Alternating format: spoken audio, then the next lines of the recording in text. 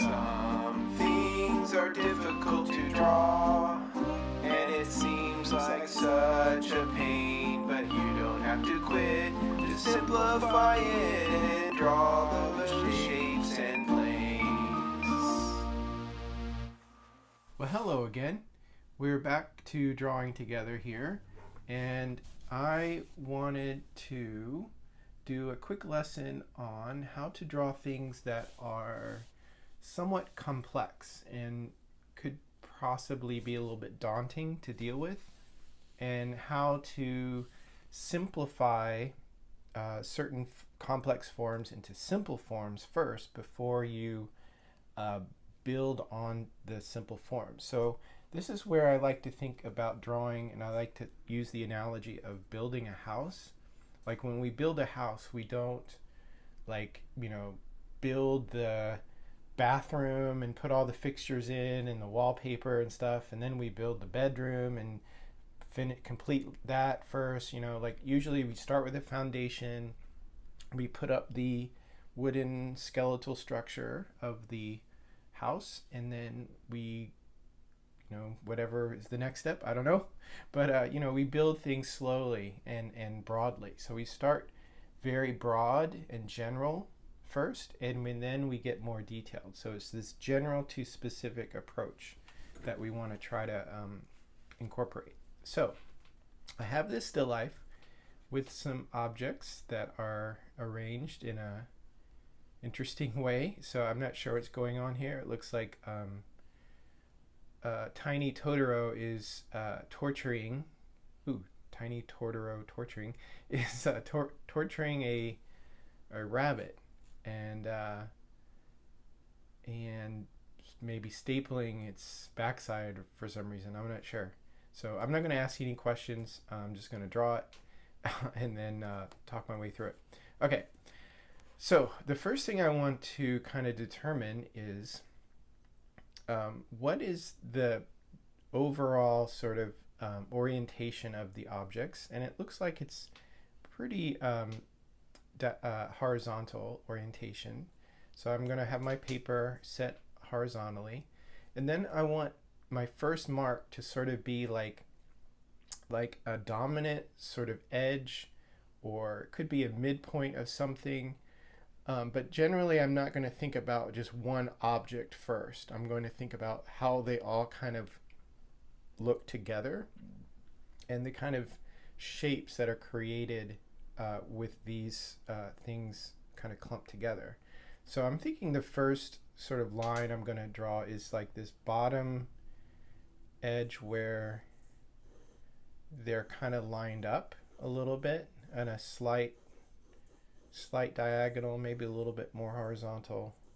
So I'll kind of just start there, and notice I'm drawing very lightly so that I can easily, if I don't like, it's a little bit too many lines, I can adjust that. But for now, it's good. So that kind of gives me like an idea. So as I'm drawing, I'm kind of mentally picturing where things are going, like Totoro here, rabbit in the middle, stapler here, the tiki guy over here. So from here on out, I'm just going to think about, again, these really basic shapes. So for example, like the staple gun overall is making this triangle shape. So if I kind of establish the midpoint of the rabbit here or so, and then I'm going to establish the staple gun, something like this. So I'm just simplifying it to almost like this modified triangle here. So I know there's more curves and intricacies to that contour, but I'm just simplifying it to just basic lines. The same thing with the tiki guy. Like it's basically a rectangle, right? So, and I'm not too worried about scale right now. I'm just looking at the basic shapes and just putting that in. So I kind of have the tiki guy here as sort of a rectangle. Mr. Totoro. So Mr. Little Totoro, say if I have the midpoint of the rabbit here, maybe a little Totoro. So I'm just kind of making him an egg egg shape. That's kind of what he is, right? Overall, like with the top of the ears to the bottom, he's just sort of like an egg form. And then now the rabbit, I could, instead of one entire thing, I might divide the rabbit into several. So the body kind of has this oval shape to it. So this kind of reminds me of a little bit how, like, when we were kids, maybe we learned how to draw like Mickey Mouse or something. I'm not going to put a picture of Mickey Mouse in this video because I don't want it to be taken down. But you know what I mean? Like, you start with like circles and in the middle and two smaller circles at the top for his ears, and then ovals for his eyes and stuff. You start with really basic shapes. So that's kind of what I'm doing with Mr. Rabbit here.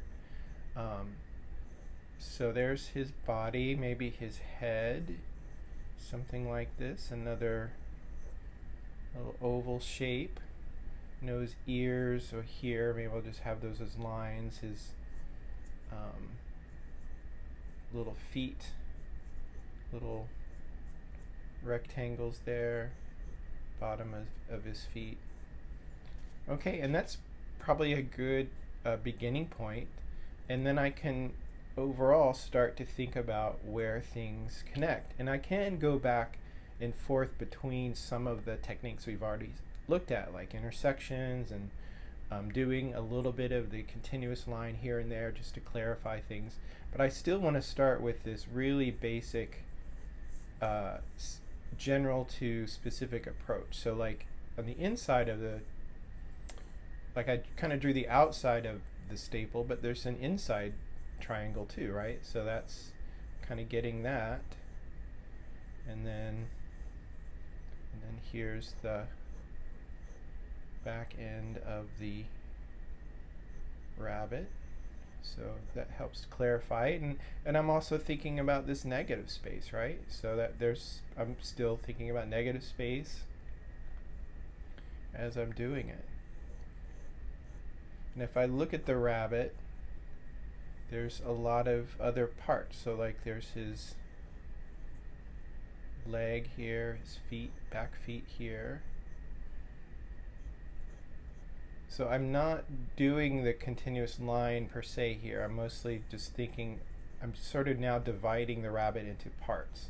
So it's almost like, you know, if I was thinking like a butcher, you know, like not literally cutting Mr. Rabbit, but thinking about all the different parts to his body. So even though I'm getting a little more specific with some of these contours, I'm still just thinking about this shape here. And I can still modify it if I need to. Same with the head.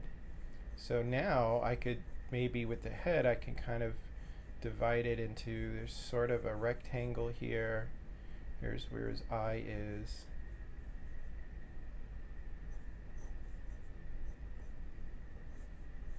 There's the back of the head, his ears, a little more. And I'm still not too worried about proportion yet. We're going to learn techniques that are going to help with that later. Okay, Mr. Totoro. So I started off with Mr. Totoro being this egg form, but maybe I could divide him up too. So we've got, of course, his ears here, but then his head. And he's faced, like if I figure out sort of the midpoint of his body, that will help me too. Sort of his orientation, because he's kind of facing Mr. Rabbit here. So I'm going to put this midline here that kind of gives me an idea. And also it's nice that the design of the Totoro has these other things that help simplify it too. So I'm just going to even describe his little belly white area, and that helps me simplify him. And then he's got a little arm here that kind of runs into the back end of his body. There's a little thing. So again, I'm not getting too detailed. And I'm drawing things lightly because I may need to actually change some stuff here. Okay, so I know that Mr. Rabbit's feet are oriented this way, so his bottom foot is a little bit this way. His foot over here is up here, and it should be below Mr. Totoro. And then Mr. I don't. Why am I saying Mr.? I'm so sexist. This could be Mrs. Mrs. or not gender specific. What is that? What is that thing? Tiki. Okay, there we go. So again, I'm just thinking about, now what's great about the tiki is that it's already kind of simplified into these basic shapes. Like the nose is sort of a triangle, and his forehead is a modified something, geometric shape, rhombus or parallelogram or something. I don't know. I'm not a math teacher. All right. So see how things are starting to come along, and there's some edges that I'm going to darken a little bit because they're just going to help me clarify things a lot better as I go along. And so this process helps me understand. That's why I'm doing this. I want to understand the shapes better. I don't want to just assume like, oh, okay, I know how that shape goes. If I build on it, then I can make sense. Now, sometimes when we do this process, it can result in a lot of lines that can be kind of confusing. So if you need to erase some things as it's becoming clearer in your mind, you can start to erase some things, and here's also where I'm thinking about intersection points. So that's helping me. I'm adjusting things based on intersections too, and negative spaces. All right, so I would keep building on that, and then maybe, so notice I'm not finishing one object and then going to the next. So again, just like with the house building idea, it's like I'm wanting to the back end of the rabbit's leg here. So I'm just simplifying his chest area, just some simple lines here. So I'm still, even though as I'm getting a lot more detailed, I'm still staying pretty basic. So I was saying I'm not completing one object, moving on to the next. I'm going back and forth. So now I can start to clarify a little bit what's going on with this. So I'm still mostly looking at the contours. I'm just glancing back at the paper. So see how this mark here I'm making is really just like somewhat like the continuous line. I am drawing a bit faster than I would with continuous line. So it's a little bit more gestural, and we're going to do some clearly gestural drawing later on. But so this is in essence a gesture drawing, but a little more developed. So now we've got this thing here, and it's basically this shape that'll help me place things.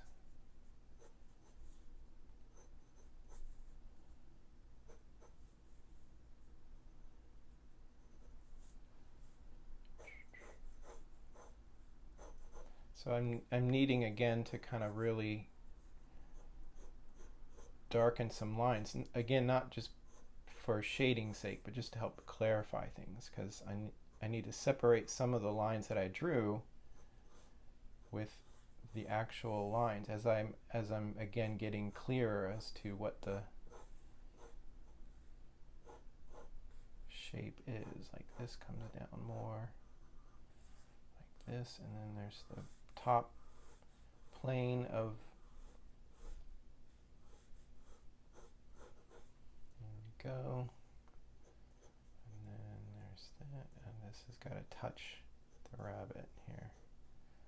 So the rabbit's back probably comes a little more like this, it comes up.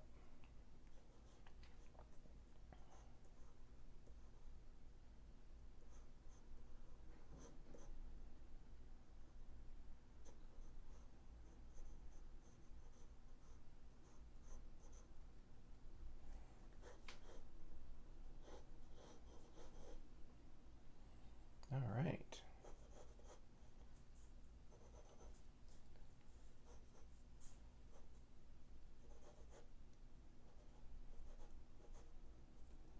So there's planes and there's shapes. So I've mostly been talking about shapes, but there's also planes. So if I was thinking about this rabbit even more detailed, so I might even think, okay, so he's got his little cheeks, he's got his eye, there's the top plane of his face here and the side plane.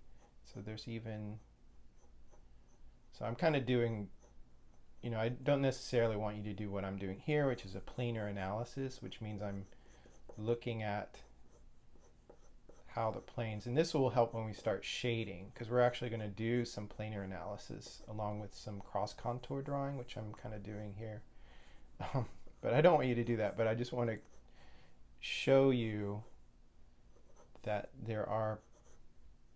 we simplify in terms of the shapes, but also in terms of the planes.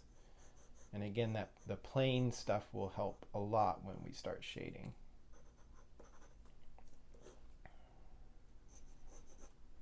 Okay.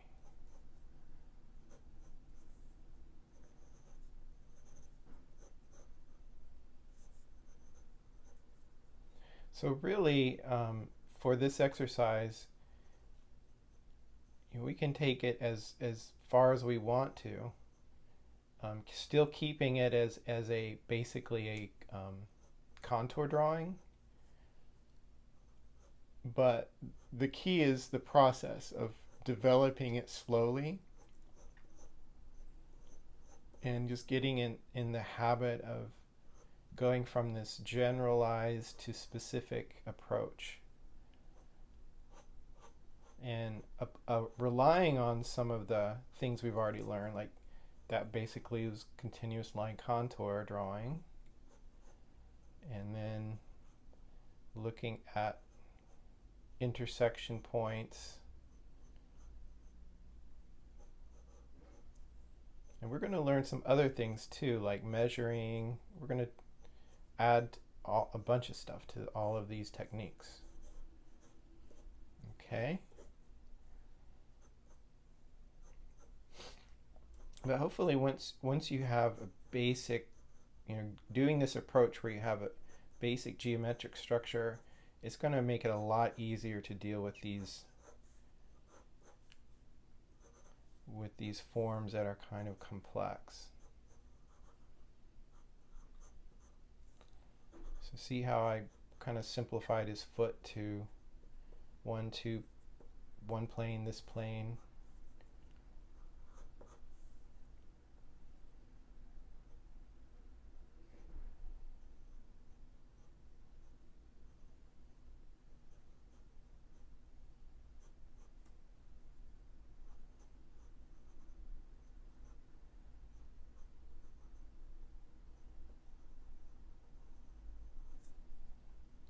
Continuous line.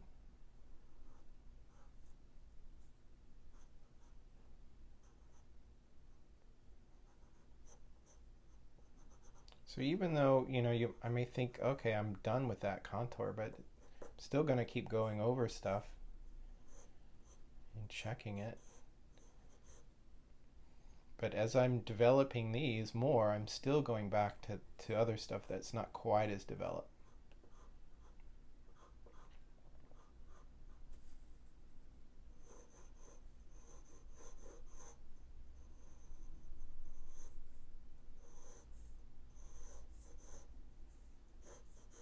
Okay, so I'll probably stop here.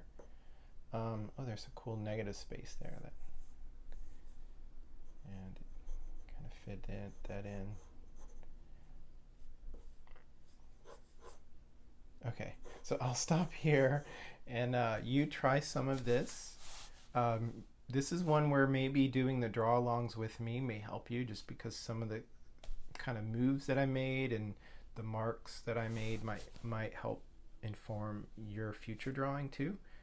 But definitely set up a still life with some somewhat, not so complex that it's like you can't see it, but somewhat complex objects, and try some of these ideas that I showed you.